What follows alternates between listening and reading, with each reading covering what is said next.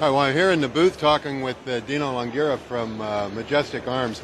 Dino, his company is the one that makes the speed strip, which we have reviewed before and which saves everybody the problem of the infamous Ruger mainspring housing screw up. And he's made some changes to this as well, and he's got a whole bunch of other products that I think you're all going to find very interesting. Dino, you said you made some changes to the speed strip. What have you done? Yeah, what we did, Jack, was we went back to the blueprints and we made some slight tweaks and modifications. So aside from getting the speed strip, they now get the added benefit of a nice clean 3.5 to 3 3/4 pound trigger pull, doing no additional work to the gun, just installing our parts kits. So you went back and changed the geometry on the hammer? Yep, we did a little bit. We tweaked it and we refined it. We've got one here, right here for you. This is the Ruger M.A.R.R.S. series. I'd like to hand that to you and feel the trigger pull. Like I said, nothing's been done other than installing the parts kit.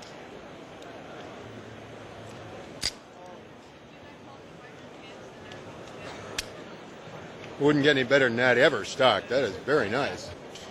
So what else have you done with this now? Well, for the M.A.R.R.S. now, we're coming out with the jumbo magazine releases for guys that are into rimfire speed shooting. That just fell right out of there. Yeah, that did. It was like a speed shoot. We're also going to come out with extended safeties, which will be used on either Mark IIs or Mark IIIs. And for Mark IIs and Mark IIIs, extended bolt releases. And now we've got these target grips in both Coco, Bolo, and we also make them in a beautiful American rock maple.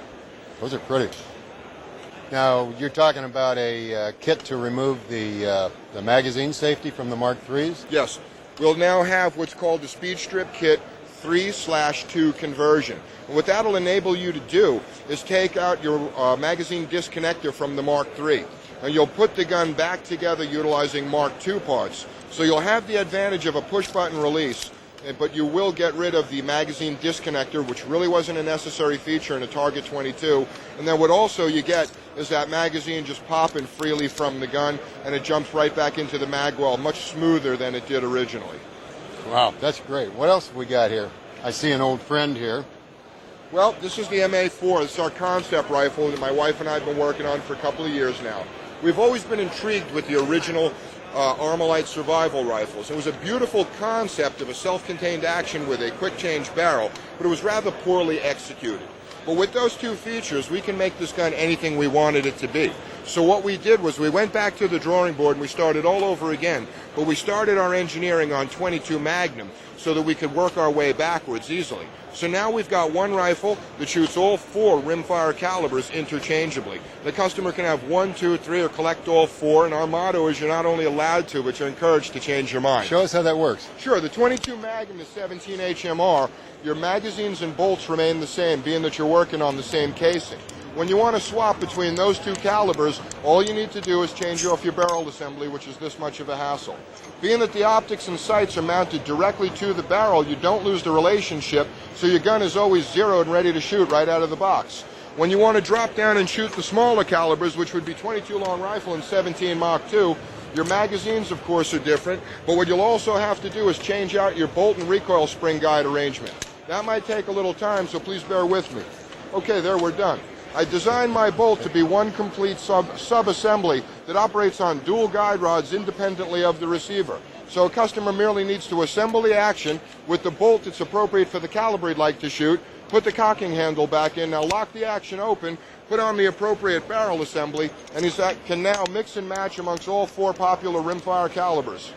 I really like the idea that there are no small pieces falling free, because we've all crawled through the grass looking for parts when we and did our springs. design work, it had to be something that the average American dad can deal with out of the trunk of the car. If it was more complex than that, then from a marketing point of view, even though the mechanics might work, it wouldn't be marketable. It had to be sub-assemblies and basically what you might want to call GI proof.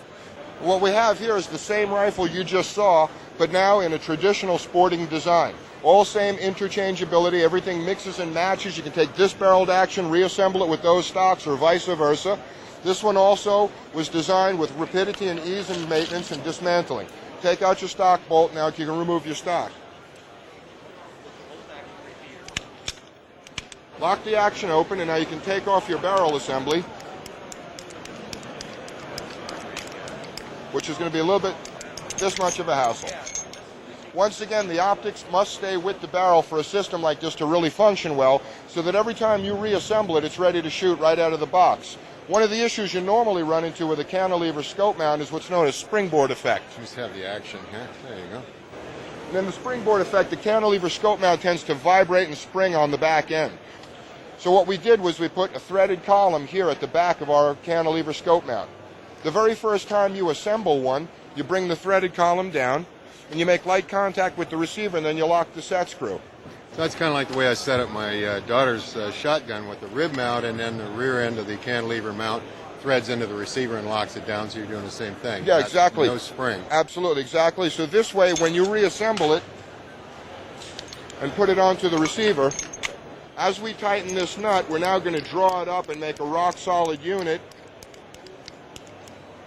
And as you can see, Jack, we've got no springboard effect. Exactly. You can see the light contact of the column to the receiver with the locking screws. You can just feel there's no movement there, no tap. Right. The other thing with this concept that worked out well for a gun that you want to take apart and put back together a lot is that the back of the receiver forms a 90-degree angle. What we're going to do, Jack, is we're going to draw that into the stock on a 45-degree angle. So we're going to draw it in and down into the bedding so that we get repeatable bedding time and time again. That's really cool. It's a good idea.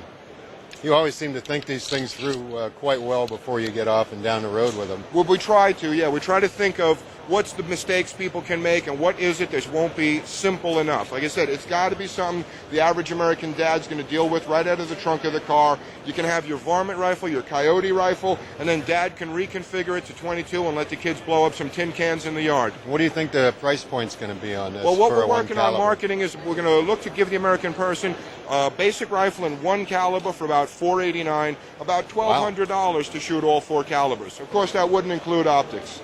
That's terrific. That's $489 for the base in 1 caliber. That would be in this configuration or the... Either or. Either or? That's what we're working at. Wow, we're really looking forward to that. When you get ready and you're ready to go, we'll be happy to test some of those. I look forward to sending one to you, Jack. It'll be a blast. Thanks a lot. Hey, really thanks very appreciate much. it. And you need to try and get a little more energy. You know, you always look like you're falling asleep when I talk to you. Okay, I'll work on it. I'll try to drink some Red Bull. I love coming by to talk to Dino. It makes my day. Jack's a great guy.